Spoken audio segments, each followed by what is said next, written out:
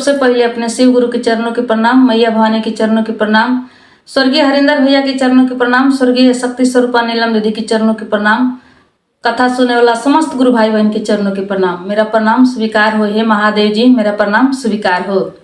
आए गुरु भाई बहन, एगो बहुत ही दर्द भरा कथा सुनाओ तनी। एगो दुष्ट सास के कहानी। देखें, कोनो कोनो सास तो माई के समान होला, माई के जैसन व्यवहार करेला, लेकिन देखें कोनो कोनो सास अपना के सास बने के शो करेला, देखावेला कि हम सास हई, सास के यह गुण ह, सास ऐसा ही करेली। बहुत अत्याचार करेला लोग अपना बहू के ऊपर, अपना आप के शो करेला लोग सास बनला के। लेकिन देखी दीदी, हर केहू एक दिन सास बनेला। सब केहू पहले बेटी रहेला, तब केहू के बहू बनेला, ओकरा बाद सास बनेला। ई कोनो एक आदमी खातिर नहीं खे कि एक आदमी कोई सास बन गइल बा, ऐसन बात नहीं खे। ताई बड़ा ही दर्द भरा एगो सुशीला संस्कारी बहू से जुड़ल कथा लेके हम आइल बने। ताई ये कथा के सुनल जाऊं। देखिए गुरु भाई बहन, कुछ पुरान समय के कहानी है। एगो गांव में एगो माई, बेटा, एगो बहू, 3 गो परिवार रहे। 3 गो परिवार रहे तो माई जौन रहली बड़ा चंडाल रहली, बड़ा दुष्ट अत्याचारी माई रहली। पतोह जौन रहली बहुत सुंदर, सुशील, संस्कारी, गुणकारी पतोह रहली। बड़ा अच्छा से अपना घर परिवार के चलावस। कुछ दिन के बाद सास जौन रहली बहुत अत्याचार करस, लेकिन फिर भी पतोह सब सहन करके रहस, सब बर्दाश्त करस। कोनो वाद विवाद अपना सास से ना करस। कुछ दिन के बाद उनकर बुढ़िया के बेटा कहले कि माई देखा, हम जातनी दोसर गांव में हम कमाए जातनी। काहे कि अपना गांव से कमैला से कुछ होत नहीं खे, अपना गांव में कोनो काम नहीं खे, हम कहीं दूसर कमाए जाएम। कहली उनकर माई कि ठीक बा, तू जा। कहले कि देखो माई, तू हमरा पत्नी के अच्छा से देख रेख करी हो, हम साल में जरूर आएम। कहली कि ठीक बा, तू जा, कोनो चिंता मत करो। अब बेटा चल गईले बाहर। जब बाहर चल गईले, कहीं बगल के दूसर गांव में गई रहले, वही जा जाके ये किसानी मेहनत मजदूरी के काम करस। जब वो गईले तो उनकर ई बुढ़िया के पतोह जौन रहली वो गर्भवती रहली। तो जब बेटा चल गईले तभी बुढ़िया सोचत तारी कि अब दादा, अब 3 गो से 4 गो एक घर में परिवार हो जाई तो बड़ा दुख होई। हमर बेटा कहाँ से जुटाई, कहाँ से इस सब के खर्चा चलाई। हम कौन उपाय करी कि अपना पतोह के बच्चा हम पेटे में मार दें। देखी कैसन सातिर सास रहली। सब लोग के माई, सब लोग के सास भगवान से विनती करेला कि हमरा संतान के संतान होखो, ताकि हमर ई परिवार के वंश बढ़ो, हम दादी बन जाई। लेकिन उ सास कैसन दुष्ट रहली कि संतान होखे से पहले वो मारे के चाहत रहली। अभी समझ के वो अपना पतोह के बहुत सतावे लगली, बहुत कष्ट दुख देवे लगली, ताकि वो दुख से कष्ट से वो लड़का मर जाए, पेटे में नुकसान हो जाए। काम धंधा के बोझ, खाना पानी एकदम कम से कम, असिया बसिया सूखा भुजा चिवड़ा यह सब खियावे लगली। काम के बोझ बहुत ज्यादा डाल देली, बहुत ज्यादा काम के बोझ डाल देली। लेकिन कितनो कुछ कैली, कितनो जुल्म ढाली, लेकिन लइका उनकर नुकसान ना भइल। अब बड़ा टेंशन में, बड़ा परेशानी में रहसी बूढ़। ऐसा ही करते करते 9 महीना दिन बीत गए। जब 9 महीना बीत गए तो उनकर पतो के अब बच्चा के जन्म देवे के टाइम आ गई। बच्चा के जन्म देवे के जब टाइम आ गई, दर्द पीड़ा जब उनकर शुरू भइल, तो कहली अपना सास से, कहली तो उनकर सास का कैली कि उनका के एगो नीमो दे दिली। आ नीमो दे के कहली कि तू चल जा जंगल में, आ जंगल में जब जइह तो ये नीमो खा लीह। ये नीमो खैला के बाद में तोहर आसानी से बच्चा होई, कोनो दर्द पीड़ा ना होई। लेकिन एक बात के तू ध्यान रखिय, यदि बेटा होई तो तू बेटा के लेके घरे अइह, बेटी होई तो ही जंगल में तू छोड़ के अइह। यदि बेटी के लेके घर में आ गइलू तो तोहर जियल मुश्किल कर देम। बेटा होई तबे घर में लेके अइह, बेटी लेके मत अइह। अब देखी बहुत सीधा साधा भोला भोला रहली। उ नींबू लेके उचल गईली, आ नींबू लेके जब गईली तो जाके उ जंगल में नींबू खैली। नींबू के रस जब चूसली तो उनका कोख से एगो बेटी के जन्म भइल। बेटी के जब जन्म भइल तो बेटी देखली तो एकदम मारे टेंशन के रोए लगली, बिलखे लगली कि अब हम कौन उपाय करी। हमर सास तो कहले बड़ी कि बेटी लेके घर में मत अइह, बेटी लेके अबू तो जियल मुश्किल कर देम। यदि बेटा होई तो बेटा लेके अइह। अभी का कैली कि अपना बेटी के खिलौली, प्यार दुलार कैली, आंख से आंसू गिरावे लगली। एगो पेड़ के धोधड़ में अपना बच्ची के राखत तरी आ कहत तरी कि हे बन के देवी, हे बन शक्ति माई, हे बन देवी, रउआ हमरा बेटी के रक्षा करें। हे पेड़ के चिड़ै चुरुंग, हे पशु पंछी, हे जंगल के जीव जानवर, सब केहू से विनती करतरी, अर्जी करतरी कि हम बड़ा दुख से अपना बेटी के छोड़ो तनी जंगल में। आज से रउआ सब हमरा बेटी के रक्षा करें। सास के डर से अपना बेटी के जंगल में छोड़ देली। जंगल में छोड़ के बन शक्ति माई के, पशु पंछी के, जीव जानवर के हवाले लगा के वो घरे आ गईली। जब घरे अली, अकेला अली, तो उनकर सास समझ गई कि इनका बेटी भई रहा, बेटी छोड़ के आ गई बड़ी। अब देखी, अब उल्टा सीधा अपना पतो के सुनावे लगली, ताना देवे लगली कि अरे बाप रे, ये तो डाइन बिया, ये तो बहुत डाइन बिया, अपना बच्चा के जन्म दे के खा के आ गई। कैसन महतारी भी आई कि जौना बच्चा के 9 महीना अपना कोख में रखलस, उहे बच्चा के खा के आ गई। ये तो बड़ा निर्दयी बिया, ये तो देखा तनी कि चुड़ैल बिया, डाइन बिया। बहुत कुछ कह के ताना देवे लगली, बहुत कुछ कहे लगली। लेकिन पतो है बेचारी कुछ ना कहे, एक शब्द भी उनका जवाब ना देवे, एक शब्द भी कुछ ना कहे। ऐसा ही करते करते साल भर बीतल। उनकर पति अइले। जब पति अइले तब अपना बेटा से बुढ़िया फिर एगो में दूगो लगली कहे लगावे। कहली कि बेटा, तोरी मेहरारू जौन बिया एकदम डाइन बिया, चुड़ैल बिया। देख, गर्भवती रहे, तोहरा गईला के बाद एकरा बेटी भइल, जंगल में ले जाके वो बेटी के मार देलक। बेटी के मार के खा के आइल बिया। बहुत कुछ चढ़ाव बढ़ाव करे लगली, लेकिन उनकर बेटा कुछ ना कहले सुनले। अपना पत्नी से भी कुछ पूछ बुझ ना कैले, ऐसे कि वो अपना माई के समझत रहले। वो दुविधा में रहले, कुछ केहू से कोनो पूछ पाछ, कोनो सवाल जवाब कुछ ना कैले। कुछ दिन अपना घरे रहले। घरे रहला के बाद फिर से वो बाहर गईले। फिर से कहले कि माई जाता नहीं, साल भर के बाद हम फिर लौट के आए। जब गईले तब फिर से इनकर पत्नी जौन बा गर्भवती रहली।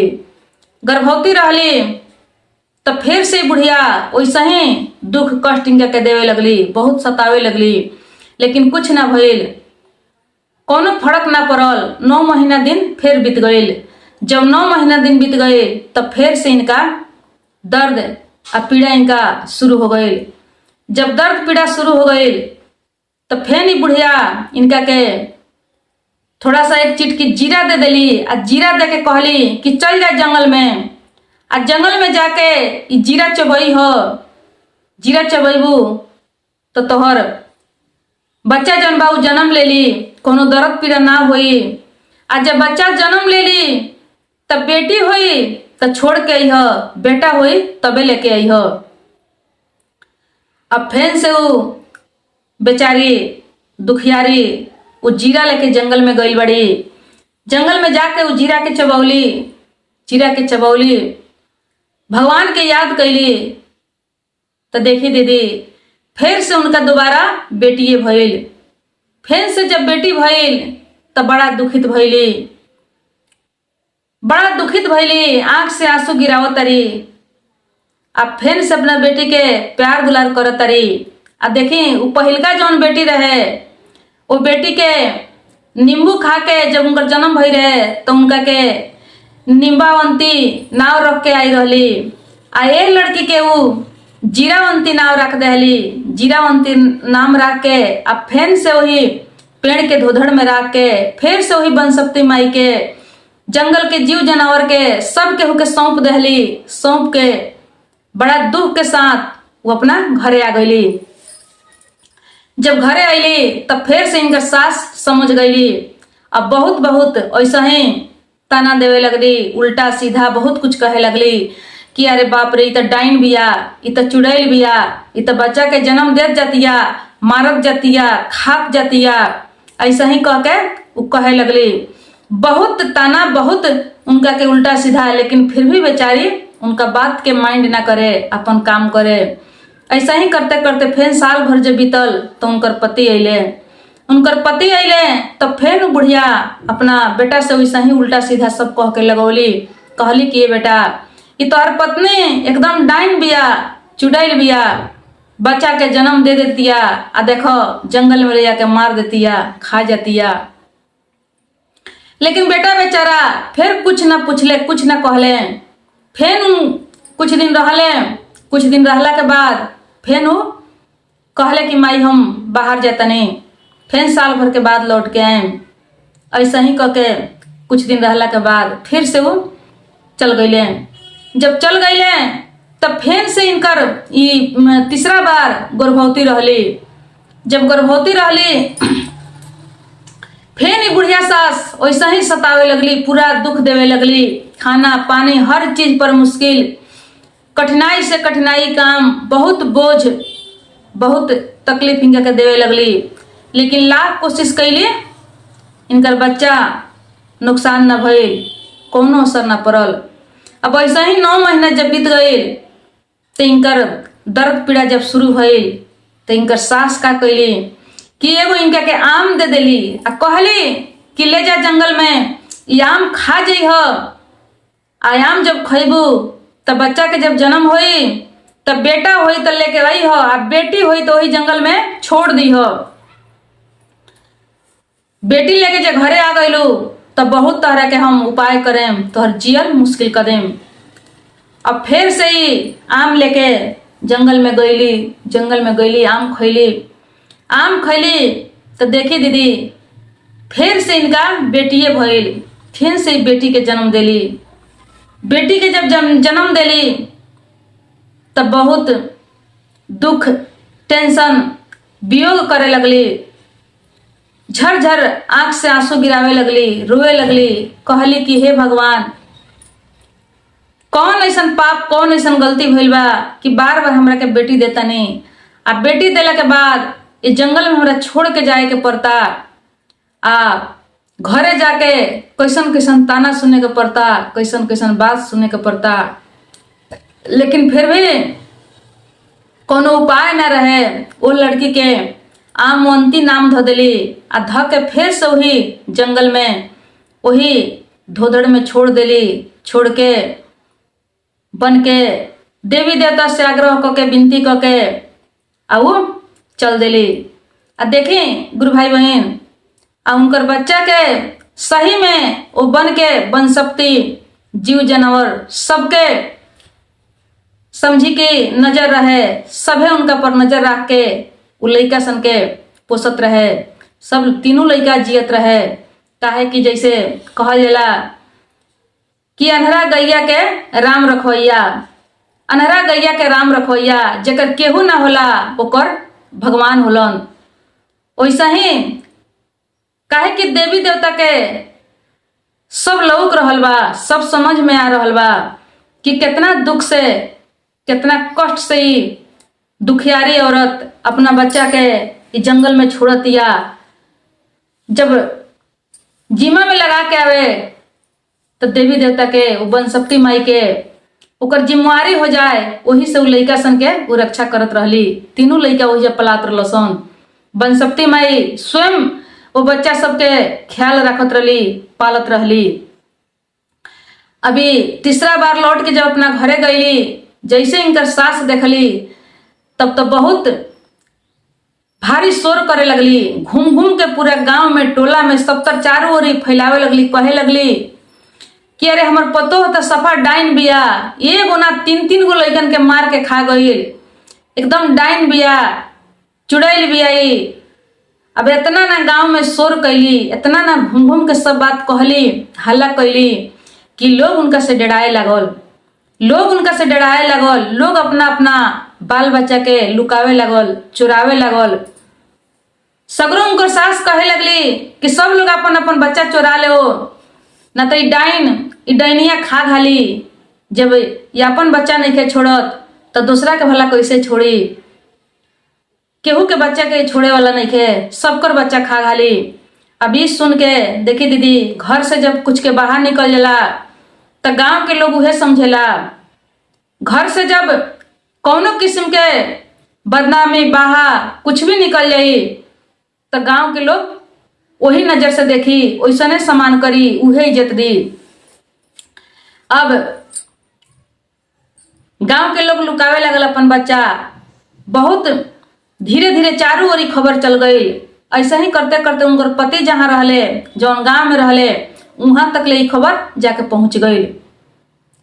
अब वहां के राजा मुखिया जे रहे वो बुढ़िया के बोलौले तो कहले कि देखो तू सच सच बताओ कि का तोहर पतो डाइन बिया, वो अपन बच्चा खा गई बिया, का वो दूसरो बच्चा खा सकतिया। तो बुढ़िया कहे लगली कि हाँ हे राजा साहेब, वो एकदम डाइन बिया, चुड़ैल बिया, वो केहू के बच्चा के मार के खा जाई, अपन तीन तीन गो बच्चा के मार के खा गई। अब इतना बात सुन के वो राजा उनका पतोह के बुलवा के सब पूछे लगले, कहे लगले कि तू काहे ऐसे करता रू, तू काहे अपना बच्चा के जन्म दे के मार के खा घालता रू, तू काहे ऐसा कर्म करता रू, तोहर फांसी के सजा हुई। तोहरा से सब लोग के डर हो गइल बा, सब लोग तोहरा से डराता। जब तू अपन बच्चा मार के खा गइलू तो तू केहू के बच्चा के नहीं छोड़ सकत, सबकर बच्चा तू खा जेबू। अभी अपन सब कहानी कह के सुनावे लगी कि ना राजा साहेब ऐसा बात ना हो। अपन सब कहानी शुरू से जन बात कह के जब सुनावे लगली, कहे लगली, तब कोई विश्वास ना करे उनका बात पर। तब तक देखी उनकर पति जौन बाहर रहले, उहो ऐसा बदनामी अपना परिवार के जब सुनले तो लौट के वहां से दूसर गांव तक की खबर जब चल गई तो उहो लौट के वहां अले।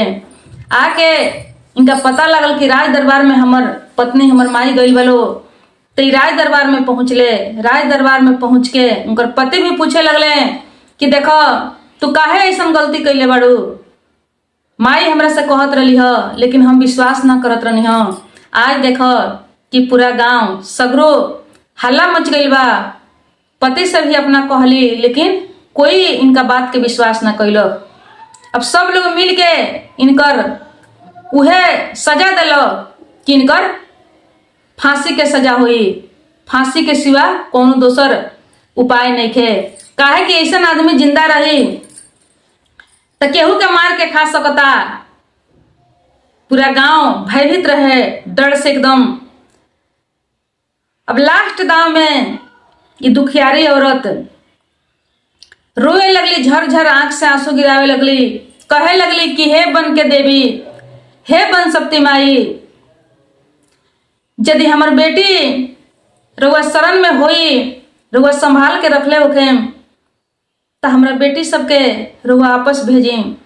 लगली कहे कि हे बेटी निमावंती, हे बेटी जीरावंती, हे बेटी आमावंती, यदि अपना माई के दर्द सुनात होके तो तोहनी के अपना माई के रक्षा करे आवो।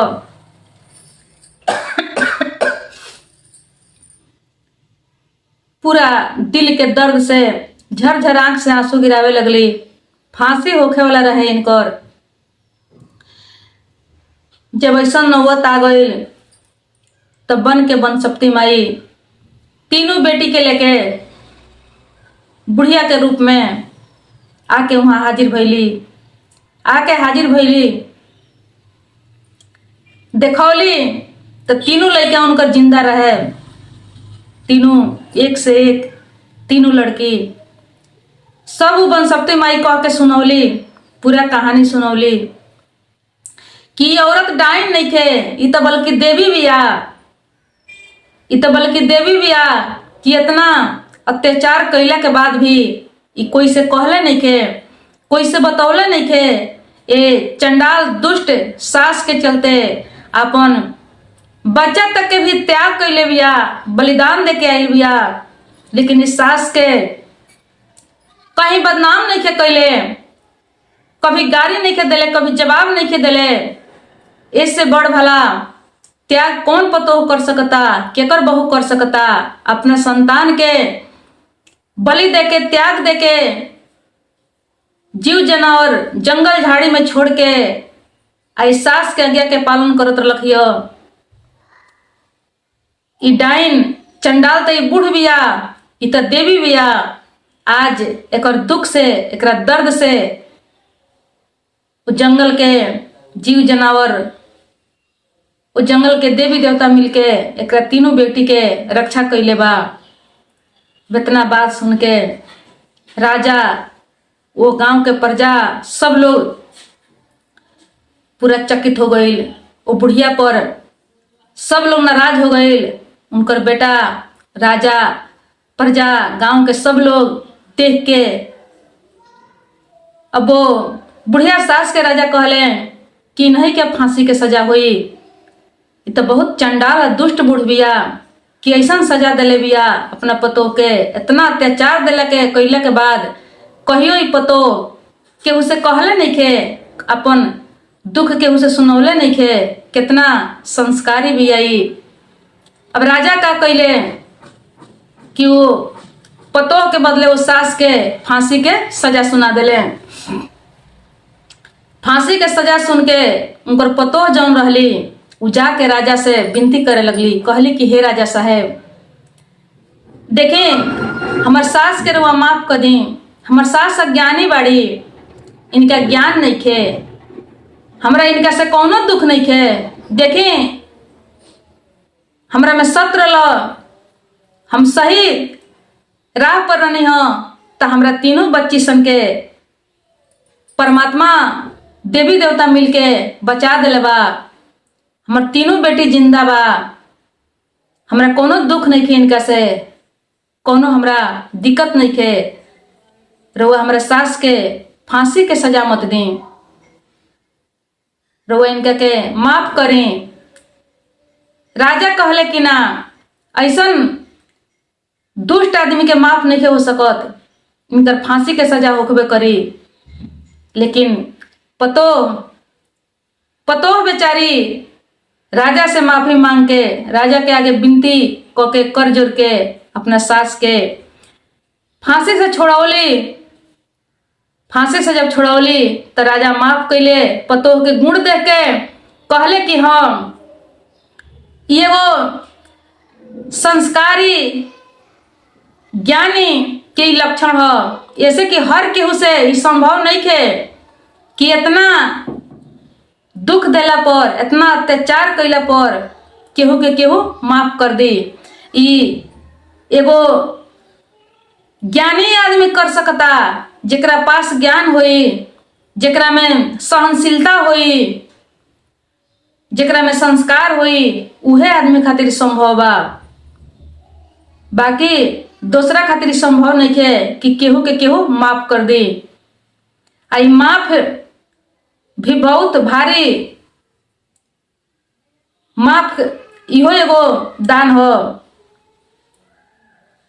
त राजा उनका पतो के चलते उनका के माफ कैले, माफ को के कहले कि देखो देखो जौना पतो के तू इतना सतौले बड़ू, आज ऊ पतो तोहरा चलते हमरा से विनती करतिया, अर्जी करतिया। उ दुष्ट बुढ़िया कहली कि हाँ हे राजा साहेब, बहुत गलती हमरा से भइल बा, बहुत पाप हमरा से भइल बा, लेकिन हम अपना पतोह से माफी मांगतनी। माफी के लायक तो हम नहीं थी, लेकिन माफी मांगतनी। तो उनकर पतोह माफ कैली। तब से गई लो तीनों लड़की के लेके, एक से एक तीनों लड़की रहे, काहे कि तीनों लड़की पर ईश्वर के नजर रहे, बनसप्ती माई के नजर रहे। तब से मिलजुल के घर में रहे लागलो। तो देखी गुरु भाई बहन, केहू के भी ना सतावे के चाहे, सास के बहू के ना सतावे के चाहे, बहू के सास के ना सतावे के चाहे, जेठानी देवरानी ननद भौजाई चाहे जे कुछ भी रिश्ता में होखे, लेकिन केहू के सतावे के ना चाहे। आ जब कोई के सताए तो यदि गुस्सा हो जाए तो सही में ओकर नजर, ओकरा पर भगवान के नजर हो जाए, भगवान के कृपा हो जाए। हमरा रउआ सतावला से कुछ होखे वाला नहीं है, हमरा रउआ दुख देला से कुछ होखे वाला नहीं है। थोड़ा दिन के लगी परेशानी हो सकता, लेकिन कुछ बिगड़े वाला नहीं है। तो चलिए आज के कथा समाप्त भइल। तब तक प्रणाम, नमस्कार, हर हर महादेव।